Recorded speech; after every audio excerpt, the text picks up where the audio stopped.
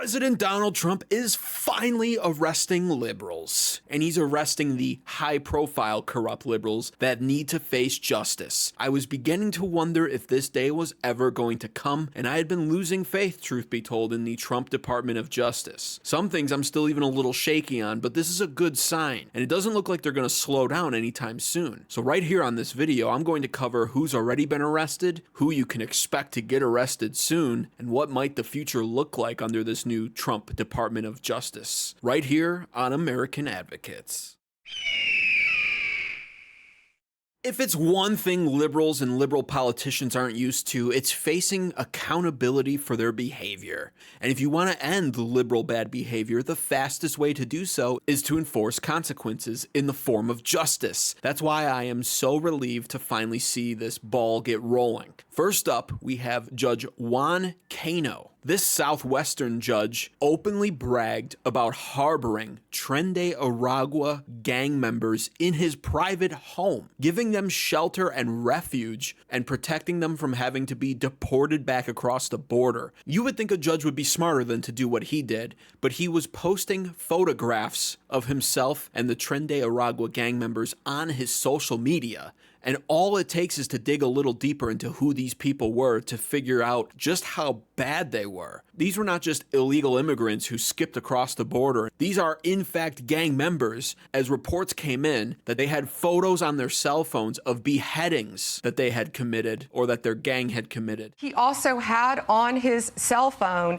pictures of two decapitated victims, victims, decapitated, gruesome photos, and he was sending them out, and whoever he was sending them to was sending back saying, hey, you need to be careful, you shouldn't be sending these, you shouldn't be texting these photos out. On top of that, this judge decided it would be a great idea to give them assault rifles for them to take out and go shooting for fun with. These two, the judge and his wife, gave him assault rifles that belonged to their daughter. That's what they're charged with. In the criminal report affidavit, he goes to a shooting range with these assault rifles, with a suppressor, with other known TDA members, and they're shooting. I don't know what got into Judge Cano's head, but his arrest is most deserved. And because his wife was complicit in harboring these fugitives, she also got arrested too. Now, when it comes to Judge Cano and what his fate should be, personally, I believe such an act is treason. I doubt, unfortunately, that somebody like Pam Bondi is going to be harsh enough to deal such a sentence on this judge. But because Secretary of State Marco Rubio has classified these gangs as foreign terrorists, anybody harboring them is actively going against the safety and interest of America and therefore a traitor and guilty of treason. And in my opinion, this sentence should come with maximum years in prison, judge or otherwise. I will be paying close attention to this case to see what the final verdict and results are of it. But one thing is for sure, Judge Cano, however you pronounce his last name, is in big trouble. Next up, we have Judge Hannah Dugan. This judge was out of Wisconsin, caught doing something honestly not quite as bad or ridiculous as Judge Cano did from New Mexico. However, still ridiculous when you hear the story. Apparently, not only is Judge Dugan a sympathizer with illegal immigrants who are sneaking around in our country illegally and refusing to go back to their place of origin, but she's also a sympathizer with illegal immigrants who turn into domestic abusers and beat up American citizens. Isn't that wonderful? This was truly horrific. This guy was in court being prosecuted by a state prosecutor for domestic violence battery. He had beat up two people, a guy and a girl, beat the guy, hit the guy 30 times, knocked him to the ground, choked him, beat up a woman so badly they both had to go to the hospital. And John, you know, it's so rare for victims to want to cooperate. They wanted to cooperate. They were sitting in the courtroom with the state prosecutor. The judge learns that ICE was outside to get the guy because he had been deported in 2013, came back in our country, commits these crimes, charged with committing these crimes, victims in court.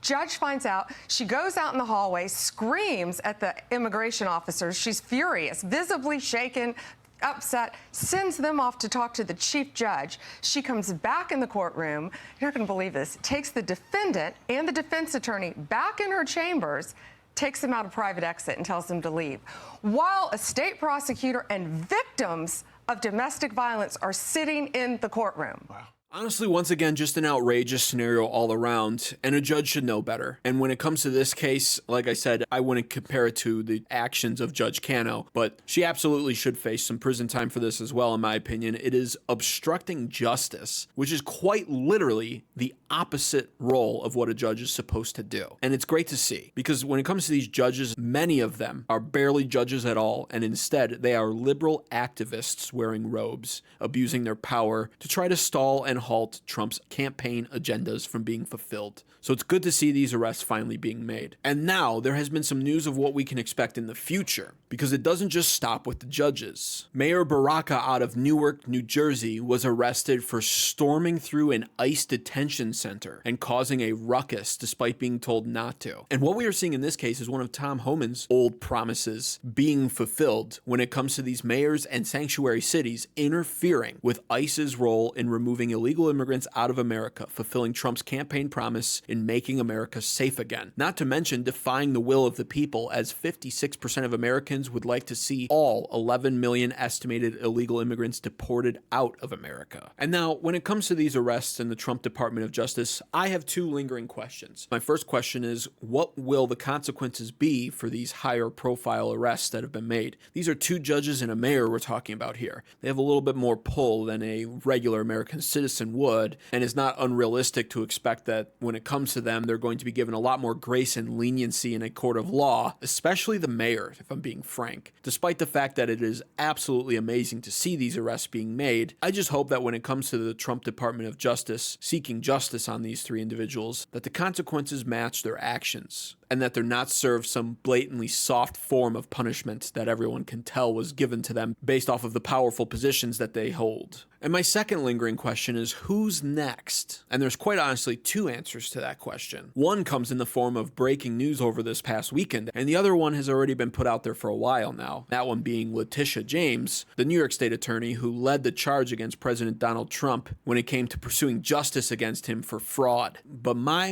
how the tables have turned on her. It looks like she could wind up being found guilty for the same exact thing. So our viewers understand exactly what it is that she did wrong with this property, it appears, in Virginia in order to obtain a more favorable loan. Well, there are two primary issues. One, that she listed this as intended to be a private personal residence as opposed to it being a rental property. There's different interest rates that come along with that type of election. And that's exactly what she went after Donald Trump for, that he was indicating false matters on his real estate documents. The other issue is that she had a building that had an occupancy for 5 units, but she claimed it had only 4 units, something that gave her beneficial treatment because of the smaller size of it, or the claimed smaller size. Both of those have serious financial benefits to the consumer who puts that on the forms. And ultimately, if that's not true, it amounts to fraud, and again is very similar to the type of misrepresentations on mortgage or real estate documents to lead to a windfall for the owner that she complained against Donald Trump for. So this is, I think, karma coming back to bite her,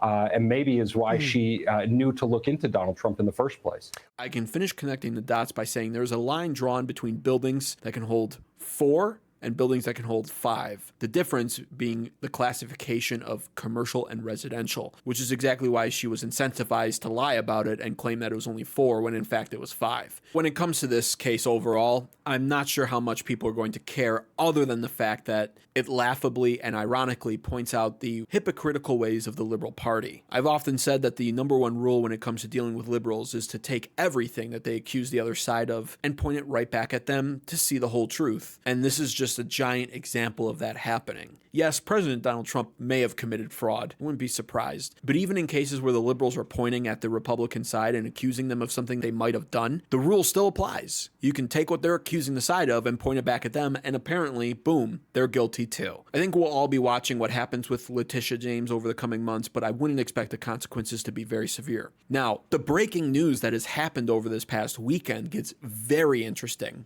because if it's true, this is going to really turn the notch up on the Trump Department of Justice pursuing justice on high-profile, corrupt liberal politicians. You see, apparently, Democrat members of Congress are guilty of assaulting ICE agents trying to do their job. And to make matters worse, there seems to be concrete evidence of this because of the ICE agents wearing body cams. These Democrat Congress members are on video assaulting ICE agents. This could get really bad. There will likely be more arrests coming. We actually have body camera footage of some of these members of Congress assaulting our ICE enforcement officers, including body slamming a female ICE officer. So we will be showing that to viewers very shortly. You say a video of members of Congress body slamming ICE That's correct. officials?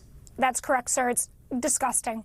Okay, and so if you have that video, are you suggesting that members of Congress will be arrested who were there yesterday?